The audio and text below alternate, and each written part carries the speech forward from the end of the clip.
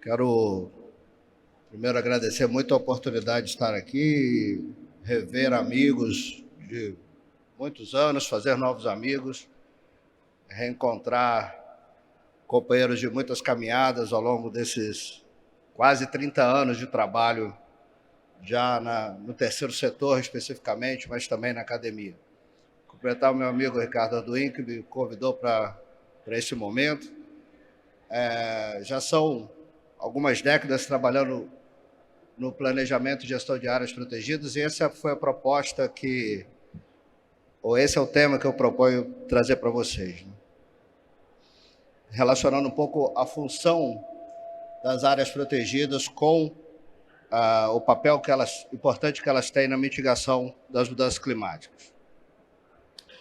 A humanidade, ela cometeu um erro capital quando pensou poder isolar-se da natureza e não respeitar certas leis de alcance geral. Existe já há muito um divórcio entre a humanidade e seu meio. Divórcio que se reflete em frases como o homem e o meio ambiente. Inventamos até uma tal natureza humana. O velho pacto que unia o primitivo e seu hábitat foi rompido de forma unilateral por nós, logo que consideramos que já éramos suficientemente fortes para seguir apenas as leis elaboradas por nós mesmos. E hoje sofremos as consequências. Nossa missão enquanto terceiro setor tem sido buscar essa reconexão. E isso tem se dado em torno de 4 questões básicas que orientam o nosso trabalho.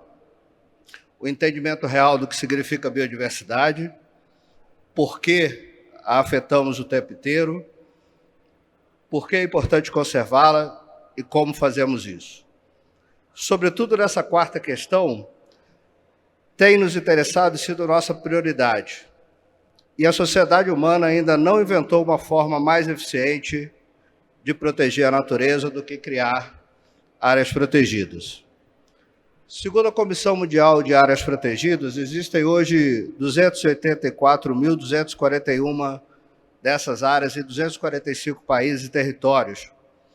Essas áreas cumprem papéis estratégicos, além, é claro, de proteger a biodiversidade, garantem locais de reprodução da fauna e flora, principalmente aquelas espécies raras, em perigo ou ameaçadas, permitem a pesquisa científica, proporcionam educação e interpretação ambiental, conservam beleza cênica, proporcionam recreação e turismo, asseguram o crescimento regional, econômico regional, conservam recursos genéticos e garantem a segurança alimentar.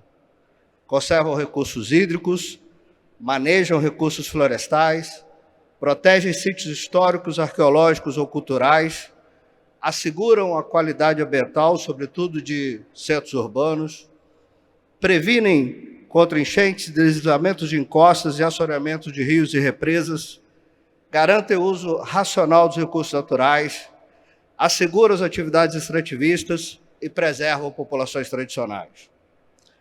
É consenso que as áreas protegidas geram grandes benefícios numa macroescala, mas um complexo de ganhos e perdas para as populações locais, sobretudo se não forem adequadamente planejadas e geridas. Nossa missão é mostrar as áreas protegidas como forma de promover o desenvolvimento local, garantindo proteção social, econômica e da própria natureza. Mostrar essas áreas como forma de inclusão, de promoção do conhecimento, buscando um zoneamento ecológico e econômico efetivo, mas, sobretudo, dar valor às nossas áreas, dando visibilidade econômica à natureza, rompendo a cegueira que as torna invisíveis economicamente.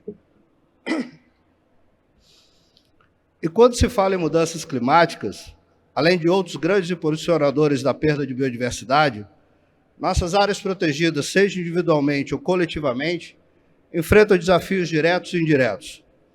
À medida que a mudança climática progride, nossas áreas protegidas atuais provavelmente continuarão a representar a natureza em uma ampla gama de condições físicas, em todas as partes, atitudes e aspectos do país e sob diversas práticas de gestão.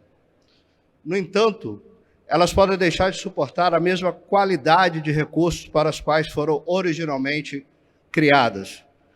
Por exemplo, seria alterada a composição de espécies e hábitats e comunidades que protegiam. As alterações climáticas estão a ter impacto nas características biológicas e geológicas protegidas, na sua função e gestão, tanto no ambiente marinho como terrestre. Podemos esperar ver mais mudanças na distribuição de espécies e seus hábitats como resultado de mudanças graduais nos parâmetros ambientais ou eventos climáticos severos. Algumas alterações serão diretas. Por exemplo, determinados locais se tornarão mais quentes, úmidos ou secos para espécies sobreviverem, além das próprias pressões não climáticas.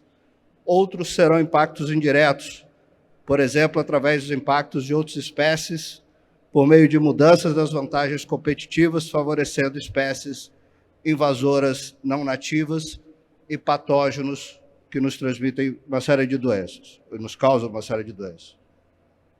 As mudanças climáticas desafiarão cada vez mais nossa capacidade de manter nossa atual gama de recursos de áreas protegidas nos mesmos locais e condições em que estiveram anteriormente. Mais amplamente, tem o potencial de impactar negativamente a integridade desses locais, comprometendo os serviços ecossistêmicos que eles fornecem. Várias iniciativas modelaram futuras distribuições de espécies com base em suas características climáticas e como isso mudará à medida que as mudanças progridem. Esses indicam que algumas espécies deixarão de ocorrer dentro ou perto das áreas protegidas para as quais foram designadas no século XX. Apesar das ameaças, nossas áreas protegidas atualmente ajudam a mitigar diretamente nossos impactos climáticos, sejam como reservas substanciais de carbono e outros gases de efeito estufa em solos e vegetação, que sob maneios diferentes podem ser facilmente liberados para a atmosfera, sejam como sequestradoras de carbono na atmosfera, ou amenizando os efeitos das mudanças climáticas, por exemplo, na atenuação de inundações. Muitas áreas protegidas também apoiam a produção local de alimentos e materiais, ou oferecem oportunidades para as pessoas se conectarem com a natureza, perto de onde vivem, ajudando a reduzir as emissões de transporte e viagens.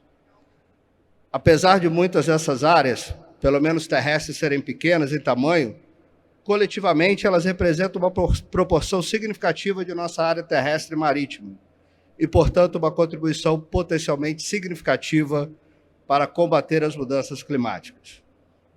Análises recentes, com base em várias linhas de evidência, sugerem que manter a resiliência da biodiversidade e dos serviços ecossistêmicos em escala global depende da conservação efetiva e equitativa de aproximadamente 30% a 50% da terra, água doce e oceanos. Podemos usar nossas áreas protegidas para inspirar a todos, de todas as gerações, geografias e culturas, para que experimentem a maravilha da natureza, para seduzir suas mentes e corações e gerar uma associação por toda a vida para o seu bem-estar físico, psicológico, ecológico e espiritual. As áreas protegidas apresentam ou representam o último refúgio natural para muitas espécies. Há um consenso geral que a perda de biodiversidade e a mudança climática são crises correlatas, que requerem abordagens integradas e holísticas. Logo, nossas áreas protegidas e conservadas são a ferramenta mais eficaz para abordar tanto a perda da biodiversidade quanto as mudanças climáticas dentro de um prazo que reflita a urgência necessária.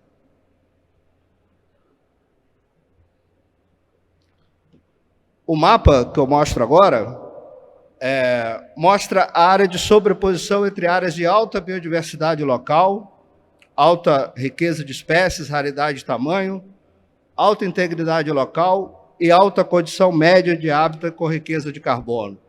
Essas áreas marrons mais escuras representam essas áreas de maior sobreposição. Se compararmos com a distribuição das áreas protegidas, vemos claramente que há necessidade de novas áreas protegidas, da expansão das existentes e de um apoio a novas medidas de conservação, de efetivas de conservação, visando a proteção de locais onde a riqueza de carbono e a alta biodiversidade possam se sobrepor para criar áreas de estabilização de carbono. Certa vez, o grande ambientalista Lutzenberg disse que a criação de uma área protegida é uma confissão de suicídio. Uma sociedade que precisa proteger a natureza de si mesma não pode estar certa. Provavelmente ele está correto, porém sem elas talvez não tenhamos futuro. Precisamos popularizá-las, incorporar à sociedade o sentimento de pertencimento que faça que consideremos nossas áreas protegidas como um patrimônio nacional, tão valoroso como o futebol ou o samba. Não existe humanidade sem natureza. Precisamos nos reconectar. O pôr do sol que nos atrai só se manterá belo se garantirmos o peixe na mesa do pescador. Mais que nos beneficiar da conservação da natureza, precisamos socializar os custos dessa conservação, ampliando as discussões sobre pagamento de serviços ambientais e dando o real valor à natureza e a quem a protege. Muito obrigado.